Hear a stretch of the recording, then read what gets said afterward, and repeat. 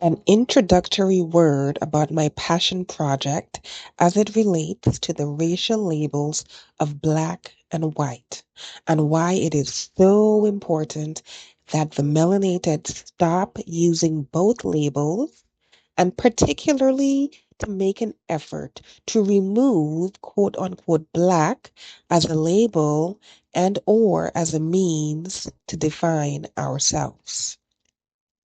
This message and my perspective is particularly for African Americans and Caribbeans. Now, while I'm sure others can learn from this perspective, no one else was so completely damaged and othered by white supremacy than us. I contend no one. Despite our pride, beauty under pressure, kindness, and our strength, the psychological damage cannot be denied.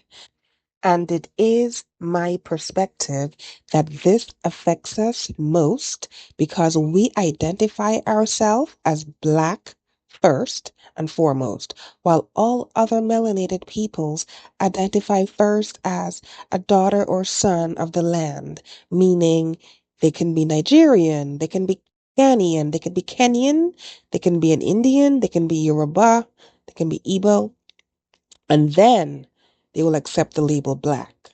We are the only peoples who identify first as Black and then we acknowledge where we are from. This is a unique perspective, but it is the answer to why it is so easy to think the worst of Black people. It explains why police profile us, while we are more often than not the first to be killed in movies. It explains why we didn't rise up and say, hell no, when our beautiful melanated skin was appropriated into the LGBTQIA plus agenda, rainbow, flag, when no other race has been. Why being black is under attack and institutions hard fought for during the civil rights movement, such as affirmative action, is being done away with as we are living through the anti DEI, anti woke movement. Mark my word, the LGBTQIA plus proponents of the paler hues will be assimilated into the quote unquote white society in short order, just as the Irish, Jews, Italians, and many others were, while we, the melanated of the Caribbean and American diaspora, who identify as Black, will remain othered, forever, never good enough, never righteous enough, accepted but quickly turned against at the slightest provocation. While on the flip side, if you identify as quote unquote white, subconsciously and unconsciously, you believe and others believe about you that you are intrinsically good, right, and righteous. Lies are told about the melanated and believed, saddest by our own men, women, girls, and boys. Because no matter the positive connotations we attribute to being Black, it will never win out against the subconscious, unconscious reality of what the word means in this Western culture that has infected the world.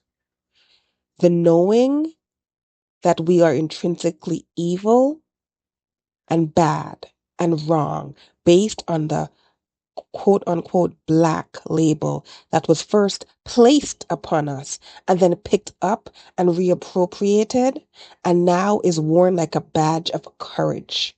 We must understand that to the people in the world that don't identify as black, and even to many who do identify as quote unquote black, when we do good, that is the anomaly. And similarly, when those who identify as quote unquote white do evil, there is also a belief that somehow that too is an anomaly. Why you and I know nothing could be further from the truth.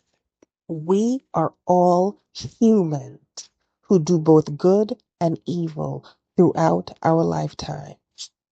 Yet and still, it is constantly reaffirmed in the words we use when talking to ourselves and what we see and experience overtly and covertly in societal, political, and judicial spheres, not to mention in education and entertainment. So, since it's really hard to change the world, through my perspective, I'm able to see the world for what it is and focus on changing myself. And I'm suggesting that you too change your own self talk and empower ourselves through the power and magic of our own words about ourselves.